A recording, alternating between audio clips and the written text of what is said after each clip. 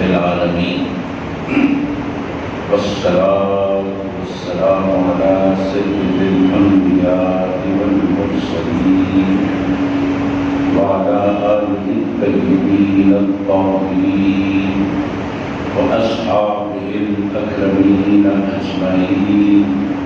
أعوذ بالله من الشيطان الرجيم. بسم الله الرحمن الرحيم. إنما يريد الله ليذهب عنكم الرجس أهل البيت ويطهركم تطهيرا.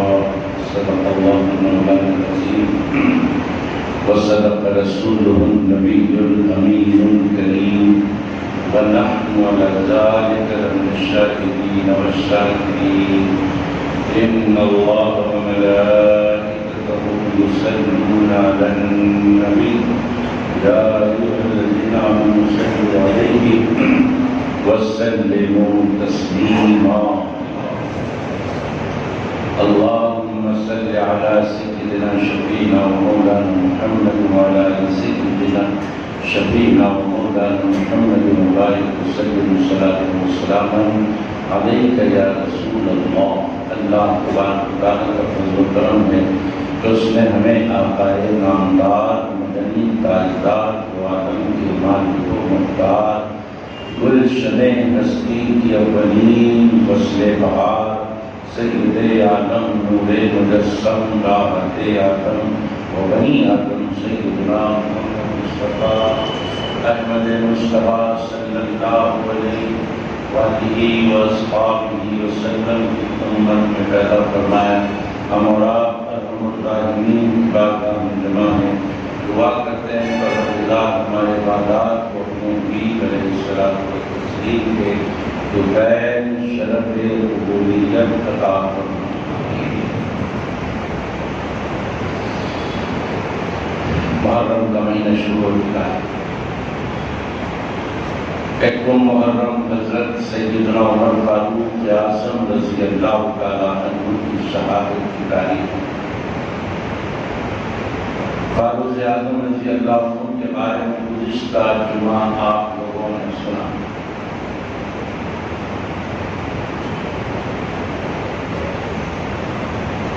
اور آج پہلا جمعہ ماہ محرم الحرام کا.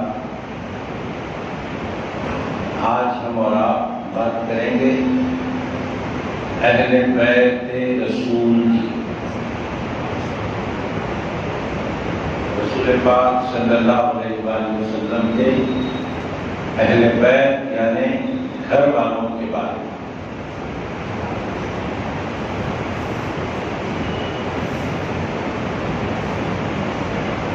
قرآن پاک کی آیت مبارکہ ابھی جو میں نے آپ کے سامنے پڑھی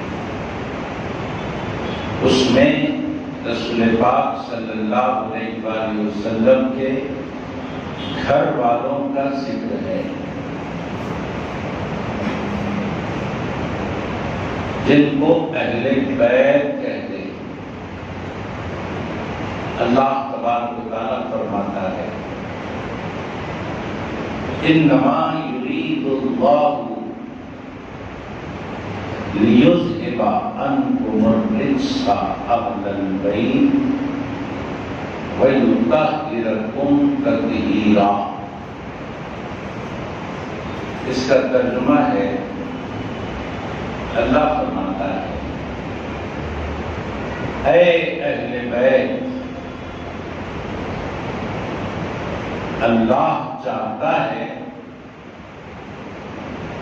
کہ تمہیں خوب پاک صاف اور ستھرا کر دے. اللہ چاہتا ہے کہ تمہیں خوب وَيُطَهِّرَكُمْ تَطْهِيرًا کا مطلب ہے اے رسول کے گھر والوں اللہ چاہتا ہے کہ تم کو خوب پاکیزہ بنا دے. یہ قرآن پاک کی آیت ہے. جیسے ہی آیت ہم پڑھتے ہیں ایک سوال پیدا ہوتا ہے کہ یہ اہل بیت یعنی نبی کے گھر والے آخر ہیں تو کون ہیں؟ کہ اللہ حضور کے گھر والوں کو پاک کرنا چاہتا ہے، یہ گھر والے کون ہیں؟ اہل بیت کون ہیں؟ یہ سوال ہوتا ہے۔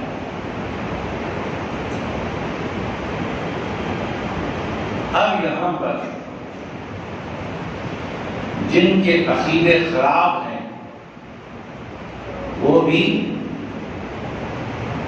اس آیت کا ترجمہ کرتے ہیں، اور جن کے عقیدے اچھے ہیں وہ بھی اس آیت کا ترجمہ کرتے ہیں۔ اللہ کا شکر ہے کہ ہم کو بد عقیدہ برے عقیدے والوں کے گھروں میں پیدا نہیں کیا۔ اللہ کا شکر ہے کہ ہم کو اچھے عقیدے والوں کے گھر میں پیدا کیا۔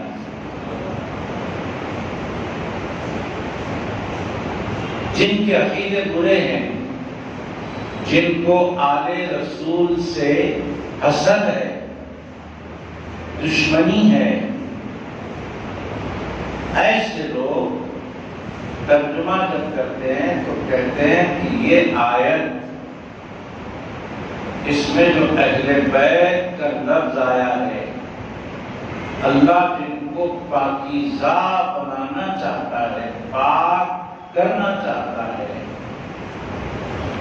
تو اہل بیت کے مطلب ہے سرکار کے ازواج مطہرات یعنی بیویاں،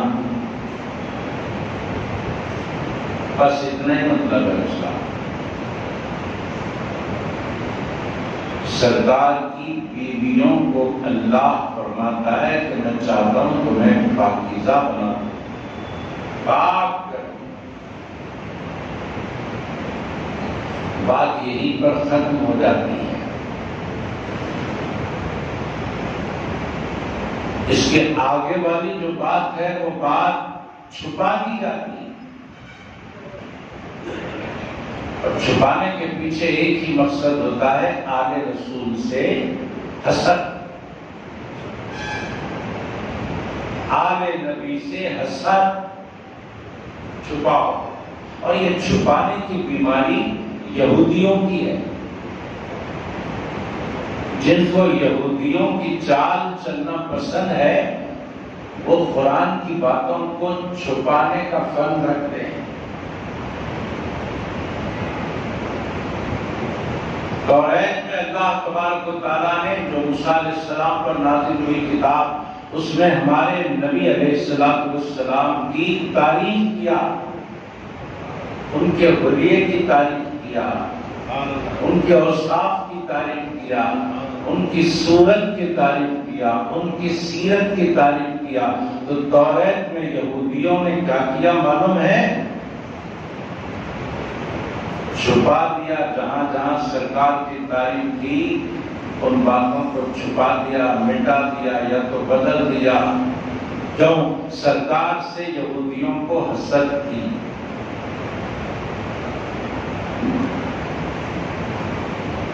حسد کی بنیاد پر چھپا دیا۔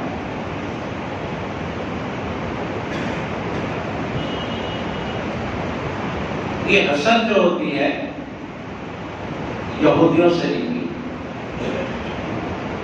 چھپاؤ، بدلو، تاکہ انہیں کوئی پہچاننے نہ پائے کہ یہ اللہ کے رسول، یہ حبیب خدا ہے۔ یہودی یہ سمجھے کہ ہم کتاب میں چھپا دیں گے تو ہمارے چھپانے کا اثر یہ ہوگا کہ کوئی آدمی ان کو نہیں پہچان پائے گا۔ اگر یہ پڑھ لیں گے کتاب میں تو ہر کوئی پہچان لے گا، کتاب میں مٹا دو تاکہ رسول پاک کو کوئی پہچان نہ سکے، یہ ان کی حسد تھی۔ ادھر اللہ کی حکمت یہ تھی کہ اے یہودیو، تم کتنا ہی مٹاؤ، کتنا ہی چھپاؤ، میرے نبی کا چرچا کم ہونے والا نہیں ہے. تم انسانوں سے کیا چھپاؤ گے؟ ارے میرا نبی تو اتنا مشہور و معروف ہے کہ جب وہ چلتا ہے راستے سے تو پتھر پہچان کر سلام کرتے ہیں. پتھر پہچان کر سلام کرتے ہیں. تم آدمیوں سے کیا چھپا پاؤ گے؟ انہیں تو پتھر بھی پہچانتے ہیں. یہ چرچا اللہ نے فرما دیا. فرمایا ورفعنا لک ذکرک، اے حبیب علیہ الصلوۃ والسلام آپ کے ذکر کو ہم نے بلند کیا. اللہ فرمایا.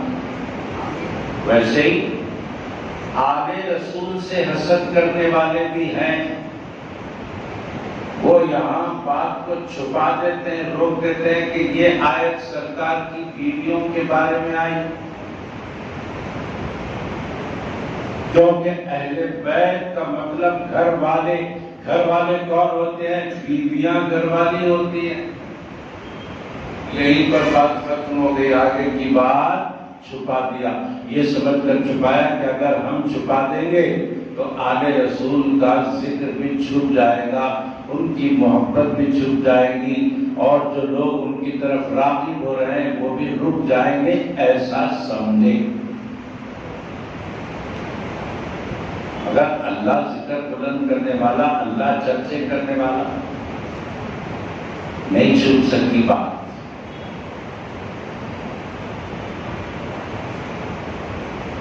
جو سچا عقیدہ رکھنے والے ہیں، جو کامل عقیدہ رکھنے والے ہیں، ان لوگوں نے لکھ دیا، حدیثوں کے حوالوں کے ساتھ لکھ دیا کہ اہل بیت صرف بیویوں کو نہیں کہتے بلکہ بیویوں کو بھی کہتے ہیں.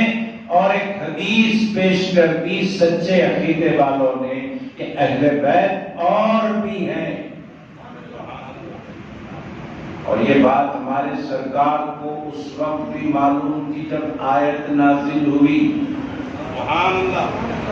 جس وقت آیت نازل ہوئی اس وقت ہمارے سرکار کو یہ بات معلوم تھی کہ آنے والے زمانے میں کچھ لوگ میرے آل کے، میری اولاد کے دشمن ہوں گے. وہ لوگ یہ بولیں گے کہ یہ آیت مبارکہ میں جو تعریف ہے، یہ آیت مبارکہ میں جو پاکیزگی کی بات کی گئی ہے وہ صرف میرے بیویوں کے بارے میں ہے، اور جو حق بات ہے وہ آج میں ساری دنیا کے سامنے بتا دوں. سرکار نے خود چاہا کہ کل کو یہ بات چھپائی جائے گی تو سرکار نے 1400 سال پہلے وہ بات پوری دنیا کو بتا دی. آیت نازل ہوئی. آیت نازل ہونے کے بعد اب بیویوں کے بارے میں اللہ نے فرمایا یہ تو سبھی بولیں گے، لیکن میری آل کے بارے میں فرمایا یہ نہیں بولیں گے لوگ. تو سرکار نے خود اس بات کا خلاصہ کر دیا. سرکار نے اس بات کی وہیں پر وضاحت کر دی. آیت مبارکہ نازل ہوئی. نازل ہونے کے بعد سرکار نے چاہا کہ یہ بات کھلی کر دے کہ اہل بیت صرف بیویوں کو نہیں بولتے، میری آل اولاد کو بھی بولتے ہیں. سرکار یہ بتانا چاہتے تھے، لہذا بیٹھ گئے. وہ بیٹھ کر حضرت امام حسن کو بلایا. اے حسن ادھر آؤ، اے حسین ادھر آؤ، اے فاطمہ ادھر آؤ، اے علی ادھر آؤ. سرکار چادر اوڑھ کر بیٹھے ہوئے تھے. ان چاروں کو بلا لیا. بلانے کے بعد اپنی چادر میں ان چاروں کو لے لیا. لینے کے بعد اللہ کی بارگاہ میں عرض کرنے لگے، اے اللہ یہ میرے اہل بیت ہیں. اے اللہ یہ میرے اہل بیت ہیں. یہ حدیث میں لکھا ہوا. معلوم کیا ہوگا؟ دنیا بولے گی کہ صرف میرے بیویاں اہل بیت ہیں تو کل کے دن یہ حدیث سب کے سامنے آ جائے. سرکار نے 1400 سال پہلے ہی بتا دیا کہ میری آل اولاد بھی اہل بیت میں ہے. اپنی چادر میں چاروں کو لے لیا اور صرف اتنا ہی نہیں کہا کہ اے اللہ یہ میرے اہل بیت ہے. اس کے بعد میں پھر کہا، اے اللہ یہ میرے اہل بیت ہیں، میں ان سے محبت رکھتا ہوں. اے اللہ تو بھی ان سے محبت فرما. بات یہیں پر ختم نہیں ہوئی، ایسے موقع پر ہمارے سرکار کو ہم یاد آ گئے، ہمارے سرکار کو ہم یاد آ گئے، اپنی امت یاد آ گئی۔ سرکار نے چاہا کہ کل کے دن کچھ لوگ دشمنی کرنے والے ہوں گے اور کچھ لوگ چاہنے والے بھی ہوں گے، کچھ دشمنی کرنے والے یزید کے ویسے لوگ بھی رہیں گے، لیکن کچھ چاہنے والے بھی رہیں گے۔ تو چاہنے والے سرکار کو یاد آ گئے، فوری اللہ سے عرض کیا ہمارے نبی نے، اے اللہ یہ میرے اہل بیت ہیں، میں ان سے محبت کرتا ہوں، تو بھی ان سے محبت فرما، اور قیامت تک میری امت میں سے جو بھی ان سے محبت کرے تو ان سے بھی محبت فرما۔ اب بات سمجھ میں آ گئی، جو حسین سے محبت کرے گا اللہ اس سے محبت کرے گا، جو حسن سے محبت کرے گا اللہ اس سے بھی محبت کرے گا، جو علی و فاطمہ سے محبت کرے گا اللہ اس سے محبت کرے گا، اور جس سے اللہ محبت کرتا ہے اس کا بیڑا پار ہو جاتا ہے۔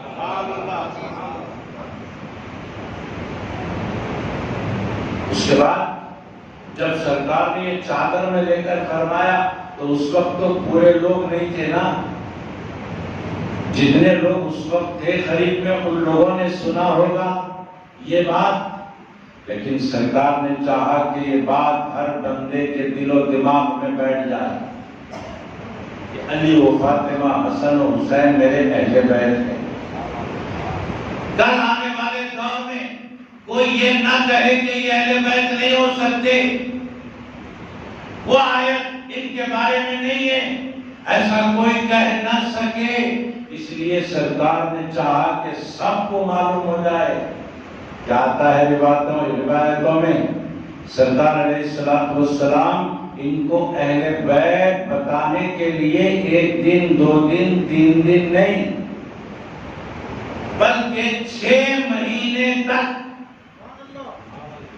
6 مہینے تک روزانہ فجر کی نماز کو جاتے وقت مسجد میں بی بی فاطمہ کے گھر پر کھٹکا دیتے اور کہتے اے اہل بیت نماز کے لیے اٹھو، اے اہل بیت نماز کے لیے اٹھو۔ مطلب کیا ہے؟ سب کو معلوم ہو جائے کہ یہ اہل بیت کا گھرانہ، یہ اہل بیت کا گھر ہے، یہ میرے اہل بیت ہے۔ ازواج مطہرات اہل بیت ہیں، آل رسول بھی اہل بیت ہیں۔ اہل بیت کا رتبہ بڑا، اتنا بڑا اللہ فرماتا ہے کہ میں چاہتا ہوں کہ اے اہل بیت رسول تمہیں پاک کر دوں، پاک کر دوں۔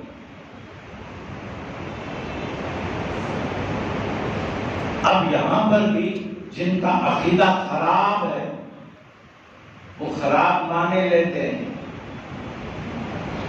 بھائی عقیدے میں خرابی آ گئی تو پھر ہر بات خرابی ان کو دماغ میں آئے گی، اچھی بات تو آتی نہیں۔ مثال کے طور پر سرکار علیہ السلام نے ارشاد فرمایا میں روزانہ 100 مرتبہ توبہ و استغفار کرتا ہوں، میں روزانہ 100 مرتبہ استغفار پڑھتا ہوں۔ سرکار نے فرمایا اب جن کے عقیدے خراب ہیں ان لوگوں کے اندر شیطانی باتیں آئیں اور ان لوگوں نے کہنا شروع کر دیا دیکھو اللہ کے رسول خود فرما رہے ہیں کہ میں روزانہ 100 بار استغفار پڑھتا ہوں۔ استغفار کون پڑھتا ہے بھائی؟ بولتے ہیں وہ لوگ، کوئی بھی استغفار استغفر اللہ کم پڑھتے، کچھ بھی غلطی ہو گئی تو پڑھتے استغفر اللہ، اے اللہ معاف کر دے، میں اندر سے نہیں کروں گا۔ غلطی پہ استغفر اللہ پڑھتے نا، غلطی پہ استغفر اللہ پڑھتے، غلطی نہیں بھی تو نہیں پڑھتے۔ لہذا حدیث میں آیا کہ اللہ کے رسول روزانہ 100 مرتبہ استغفار پڑھتے تھے۔ تو سرکار سے 100 مرتبہ دن میں غلطی ہوتی تھی ہوں گی؟ استغفر 100 بار غلطی ہوتی تھی ہوں گی، 100 بار استغفار پڑھتے تھے، لہذا اللہ کے رسول سے بھی غلطی ہو سکتی، یہ برے عقیدے والوں کا کہنا ہے، برے عقیدے والوں۔ عالموں میں 2 قسم کے عالم رہتے، برے عقیدے والے عالم جن کو علماء سو کہتے ہیں، علماء سو۔ اچھے عقیدے والے عالم جن کو علماء حق کہتے ہیں، سبحان اللہ، سبحان اللہ، ان کا عقیدہ اچھا رہتا، عقیدہ اچھا رہتا، ایسے عالم بھی رہتے۔ تھوڑے عالم ایسے رہتے برے عقیدے والے کہ بھئی آگے رسول بھی رہے تو کیا ہوا، غلطی کریں گے تو وہ بھی سزا پائیں گے، آگے رسول رہے تو کیا ہوا، ہم بھی عالم دین ہیں، انہوں آگے رسول ہم چلے علم نہیں ہے، ہم آگے رسول نہیں ہے مگر ہم عالم ہیں تو ان سے ہمارا رتبہ بڑھ گیا۔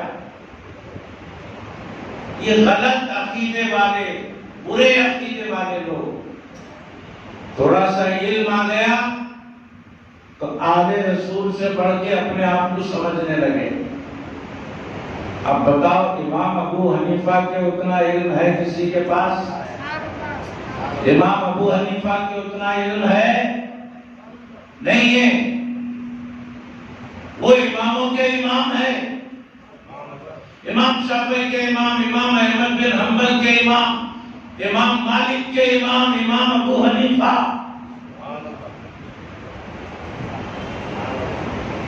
ان کے اتنا علم ہے؟ نہیں، ہرگز نہیں۔ اپنے شاگردوں کے ساتھ بیٹھے تھے، بازو میں بچے کھیل رہے تھے، بار بار گولا بچوں کا ادھر آ رہا تھا تو ایک بچہ گولا لینے ادھر بھاگ بھاگ کے آ رہا تھا۔ جب وہ بچہ ادھر آتا امام ابو حنیفہ کھڑے ہو جاتے، وہ گولا لینے آتا، آپ اس کے احترام میں کھڑے ہو جاتے، پھر بیٹھ جاتے، پھر وہ ادھر آتا، پھر کھڑے ہو جاتے، پھر بیٹھ جاتے، پھر وہ ادھر آتا، پھر کھڑے ہو جاتے، بیٹھ جاتے۔ شاگردوں نے پوچھا بعد میں، حضرت والا آخر وہ کون بچہ تھا، آپ اتنے بڑے عالم ہو کر جو دنیا میں آپ کا ثانی نہیں ہے، آپ اس بچے کے لیے ٹھہرے، اس کو الف نہیں آتا، بے نہیں آتا، وہ تو کھیل رہا ہے، آپ اتنا بڑا علم رکھ کے بار بار اس کے احترام میں اٹھ رہے ہیں، آخر بات کیا ہے؟ تو امام ابو حنیفہ نے فرمایا کہ وہ آل رسول سے تعلق رکھتا ہے،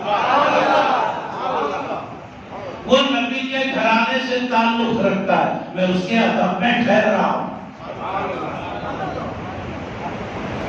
علم کی اس انتہا پر مگر ادب کا یہ عالم، اگر تھوڑا بہت علم آ گیا اور سمجھ رہے ہیں کہ ہم بھی آل رسول سے بڑا رتبہ رکھتے ہیں کیونکہ ہمارے پاس علم ہے، یہ برے عقیدے والوں کی پہچان ہے۔ اچھے اور سچے کھرے عقیدے والوں کی پہچان کیا ہے؟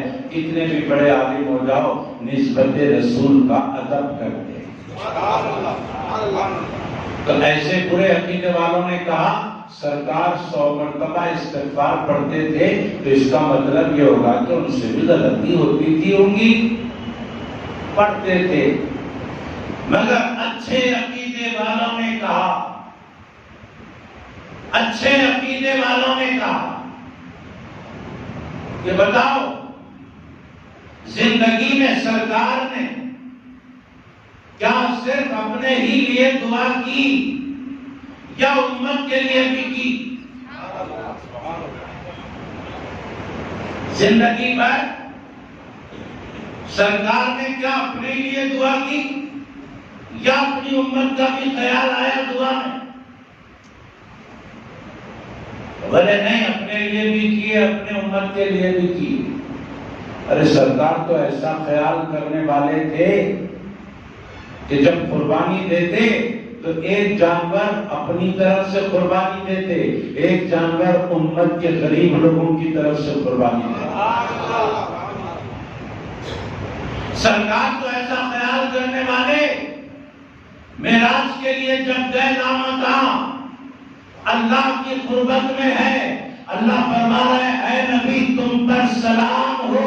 عرض کرتے مولا صرف مجھ پر سلام نہیں، مجھ پر بھی سلام، میری امت پر بھی سلام۔ فرش پر بھی ہے تو امت کا خیال، عرش پر بھی ہے تو امت کا خیال۔ ایسا خیال کرنے والے نبی استغفار پڑھ رہے ہیں تو اچھا عقیدہ رکھنے والوں نے بیان کیا یہ روزانہ 100 بار جو استغفار سرکار پڑھا کرتے تھے، اصل میں بات یہ ہے کہ امت کے اعمال حضور کی بارگاہ میں پیش ہوتے ہیں، اور جب امت کے عمل کو سرکار دیکھتے ہیں تو اس میں امت کے گناہ نظر آتے ہیں، تو اپنے امت کے گناہوں کی معافی کے لیے استغفار کرتے ہیں،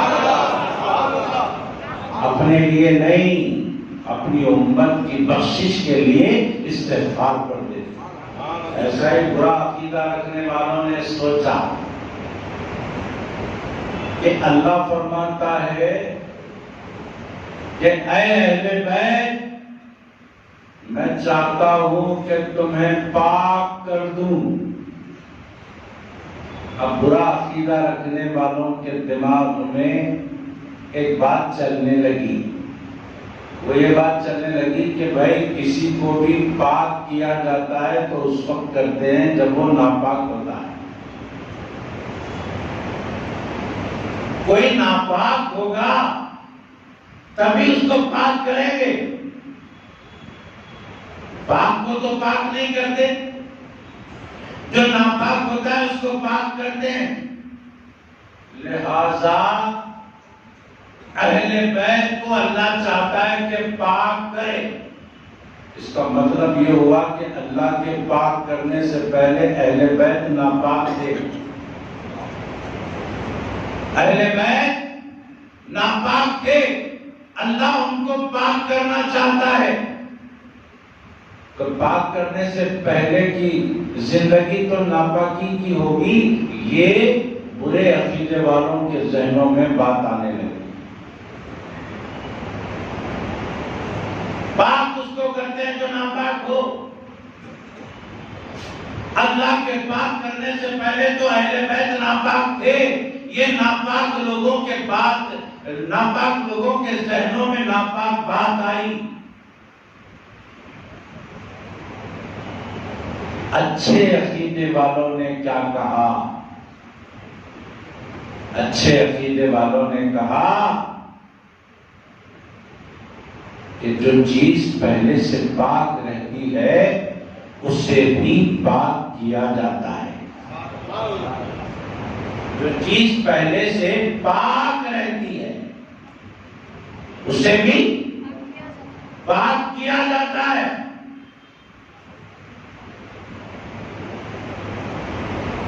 آپ وضو سے ہیں، ایک عصر کی نماز آپ نے پڑھی، وضو کیا، عصر کی نماز پڑھی، تھوڑی دیر کے بعد پھر مغرب کی اذان ہوئی، آپ کو مغرب کی نماز پڑھنا ہے، پھر آپ نے وضو کیا، پھر آپ نے وضو کیا، کیوں؟ عصر کے لیے تو وضو کیا تھا، کیا آپ ناپاک ہو گئے جو پھر وضو کر رہے ہیں؟ تو آپ کہتے ہیں نہیں، میں باوضو ہوں پھر بھی تازہ وضو کر رہا ہوں، میں وضو سے ہوں، پاک ہوں،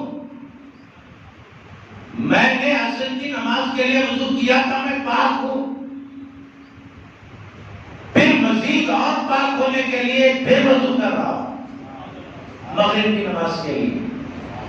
تو ایک بندہ ایسا ہے جو ناپاک ہے وضو کر رہا، ایک بندہ ایسا ہے جو پاک ہے پھر وضو کر رہا۔ تو کسی کا وضو کرنا یہ بات تو ثابت نہیں کرتا نا کہ یہ ناپاک ہے، پاکیزہ آدمی بھی پھر وضو کر سکتا ہے۔ اچھا یہ بتاؤ، قرآن پاک میں آیت آئی، اللہ حضرت ابراہیم حضرت اسماعیل سے فرماتا ہے علیہ السلام، وَعَهِدْنَا إِلَىٰ إِبْرَاهِيمَ وَإِسْمَاعِيلَ أَن طَهِّرَ بَيْتِي۔ توجہ چاہتا ہوں، اللہ فرماتا ہے کہ ہم نے وعدہ لیا، ہم نے عہد لیا، کس سے؟ ابراہیم سے، اسماعیل سے۔ کس بات کا وعدہ لیا، کس بات کا عہد لیا؟ ان طہر بیتی، میرے گھر کعبۃ اللہ کو پاک صاف رکھو۔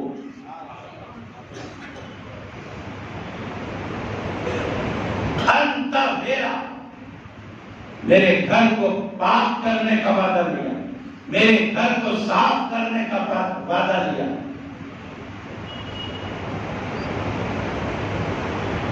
وَعَهِدْنَا إِلَىٰ إِبْرَاهِيمَ وَإِسْمَاعِيلَ أَن طَهِّرَ بَيْتِي، اے ابراہیم میرے گھر کو پاک کرو، اے اسماعیل میرے گھر کو پاک کرو۔ کون سا گھر؟ کعبۃ اللہ۔ کیوں پاک کرو؟ کیا ناپاک ہے جو پاک کرنے کا حکم دیا جا رہا ہے؟ ناپاک ہے کیا کعبہ؟ ارے کعبہ تو 360 بت رکھنے کے بعد بھی ناپاک نہیں ہوا۔ 360 بت کعبے میں لا کر رکھ دیے مشرکوں نے، تب بھی کعبہ ناپاک نہیں ہوا۔ کعبے کی پاکی اور حرمت اپنی جگہ قائم تھی۔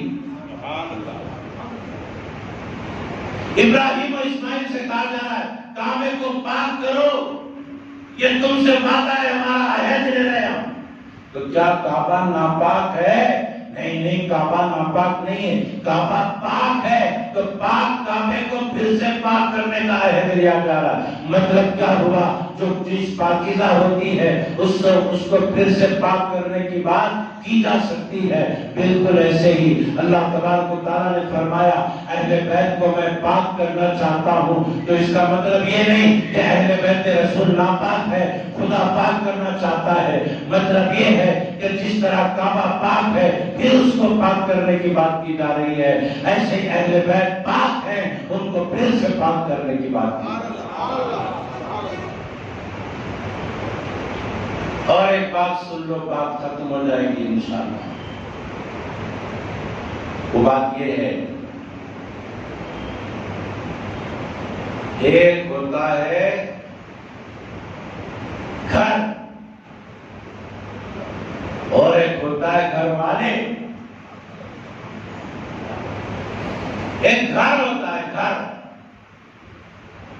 دیواریں کھڑی رہتی، گھر ہے۔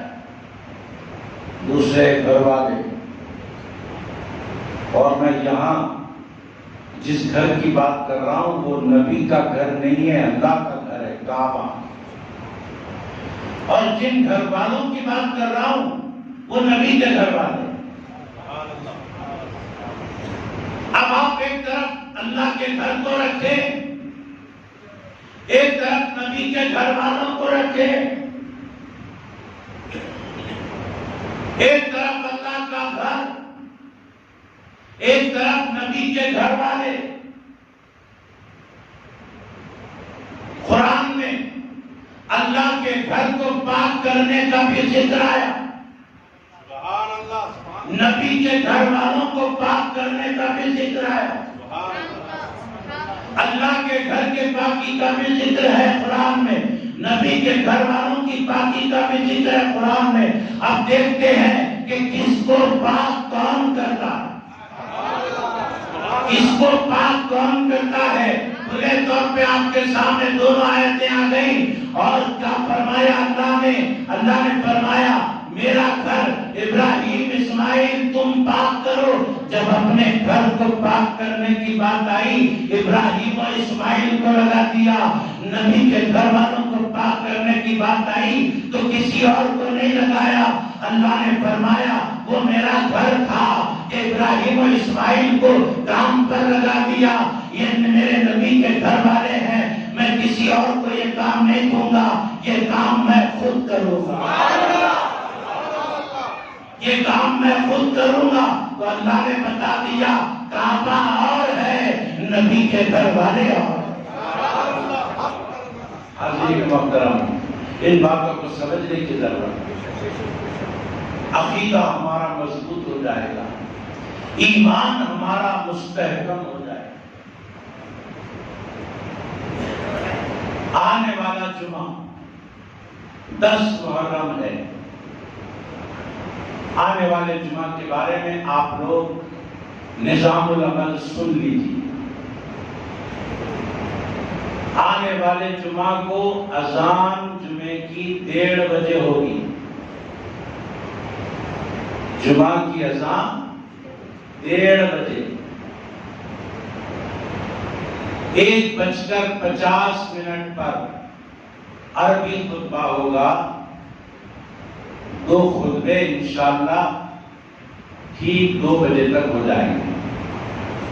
1:30 بجے اذان، 10 منٹ کم 2 پر خطبہ، ٹھیک 2 بجے انشاءاللہ تعالی جمعہ کی نماز، ٹھیک 2 بجے،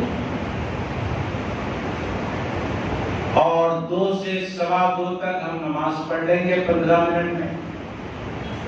2:15 بجے سے جلسہ یاد امام حسین شروع ہوگا۔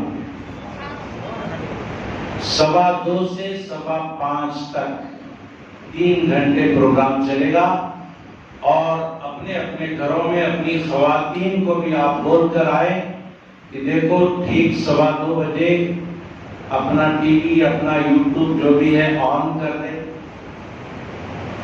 نشا ٹی وی پر یہاں سے جلسے کا راست ٹیلی کاسٹ ہوگا۔